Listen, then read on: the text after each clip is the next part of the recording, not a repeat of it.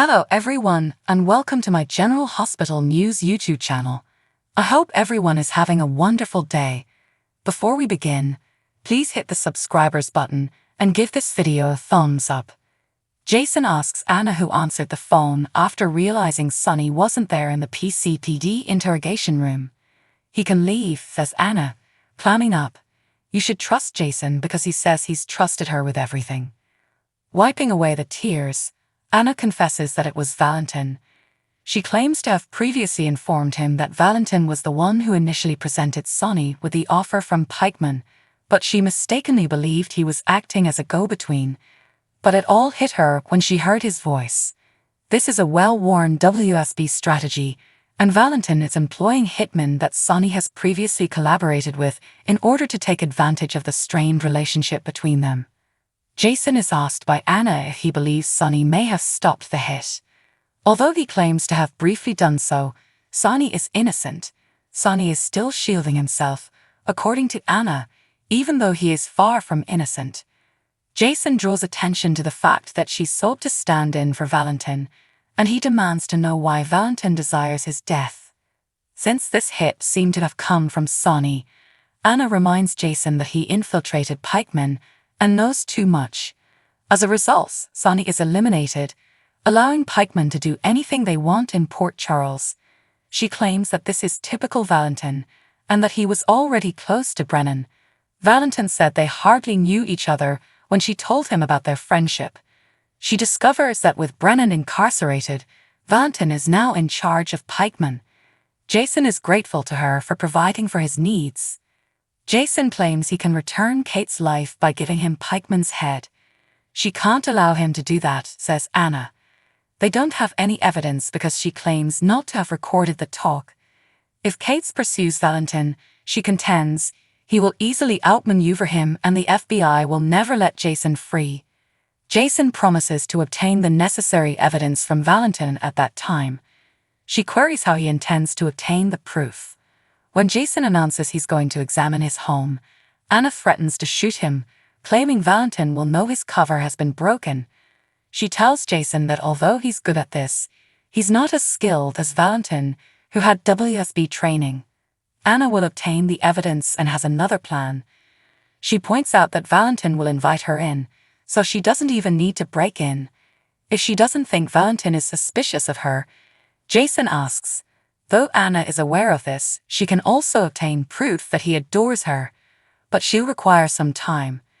Jason says that he can't wait any longer because he has already had 2 years. Again, Anna asserts that she is the only one who could defeat Valentin. Is it too personal for her, he queries. She claims she can handle this, but she needs his help, so he must provide it. He consents to follow her lead. Carly asks Drew what's going on when he stops by her house. He declares that he is considering a candidacy for public office. Is this a joke, she wonders, because she doesn't get it. He declares that he is considering a congressional run. Startled, she queries why. He informs her that their congressman wishes to endorse him for his seat and that he is not running for re-election. How does he even know the congressman, she wonders. He says he was friends with Nina's father and that Nina introduced them. When Nina met with him to propose an urban redevelopment project, he went along with her. After logging on, according to Drew, he advised him to run for office. Carly queries whether he is available to help her persuade him to do it or not. He claims to be aware that the first issue that would arise if he agrees to this is his time in Pentonville. Carly says, how does she feel about Drew mentioning her name as well? He claims that she will receive knocks on her doors. She claims to have Jason in security. She expresses regret for the remark, but she also brings up the fact that Jason is his brother, which links him to organized crime. She claims that he has a slim chance of winning and that this is a big challenge. Though he claims he's still considering his choices, he believes he might help a lot of people. In addition, he claims that his involvement in an urban revitalization project, serving his country, and working with a non-profit that fights cancer serve to balance things out. Oscar would be proud of him, Carly knows. Drew believes that's the reason he needs to do this. Carly advises McConkie to replace him with Drew if that's what he wants. If he burns out and collapses, at least he tried, she says. Drew queries her once again. She says she won't worry because she has a lot of experience responding with no comment. After thanking her, he leaves. Chase returns home with his father's ashes in a box. Why not an urn, suggests Brooklyn. It's known as a scattering box, he says. He claims his father will really be gone tomorrow, once his ashes are dispersed. As they settle down, Chase realizes that burying someone is a permanent solution that would provide him a place to go, but it still feels like he's discarding him. Brooklyn. They could leave him here on the mantel, giving him a chance to interact with him. Chase says he has to make sure his father's desires are carried out because Finn won't go for that. She suggests that Chase should consider it this way. Since his father will now be present everywhere, Chase may expect him to be there. She adds that he will carry Gregory's goodness and ideals with him forever. Chase expresses his desire to spend one more day, one more week, or one more year with his father. But that would have meant ventilators and wheelchairs, and he would never have approved of that. Despite his current struggles, he honored his commitment to attend their wedding. He is aware that his father passed away peacefully and without suffering. He states that he still wants him back. He is told by Brooklyn that while it's acceptable to miss him, it's also important to let him go and honor his whole existence. Chase is aware that after learning of his condition, his father tried to make the most of each and every day. He claims that rather than losing the fight against ALS, he prevailed in it. He needs to take his lead, seek pleasure, and not throw it away. It's the most fitting tribute to his father. She concurs. He's a great man, she says, and he got the best traits from his dad. Chase mentions that he might have acquired an ALS propensity as well. Chase maintains he doesn't want her to have to take care of him, but Brooklyn concedes that if that occurs, it happens. She informs him that the likelihood is less than 10%, which might be equivalent to receiving it at random. Heck, she might be the one to get it, she remarks. She is told not to say that by him since he couldn't take it. When she asks if he will support her, he says, in sickness and in health. They stick together no matter what, she says, since they are in this for the long haul.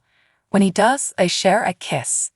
Because Aiden cooked Violet's favorite butterscotch brownies, Liz stops by Finn's house with them.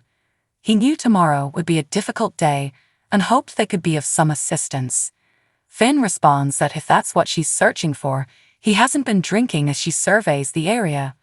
Although it's not what she was searching for, she claims she is here to support and check in with him because she loves him. As they settle down, Finn realizes that what he said to her cannot be undone.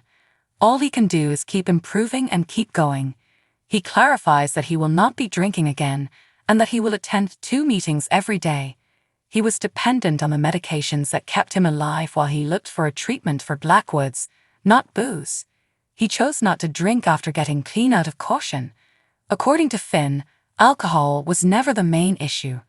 According to Liz, AA focuses more on how to stay sober and avoid sliding than on identifying the true issue. He acknowledges this and says he didn't want to drink again after discovering his father. Finn promises that he won't take the chance of drinking once more. With a quick glance around, Liz remarks that his dad's absence is truly felt, and she offers to keep him company. Thanking her, he adds he needs more time to himself. She gives him a hug, understanding. They also exchange kisses.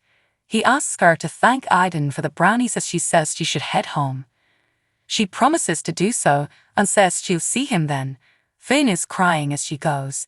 Finn starts crying hysterically and clutches his father's cane. Thanks for watching. If you like this video, so please don't forget to subscribe my channel and don't miss any update.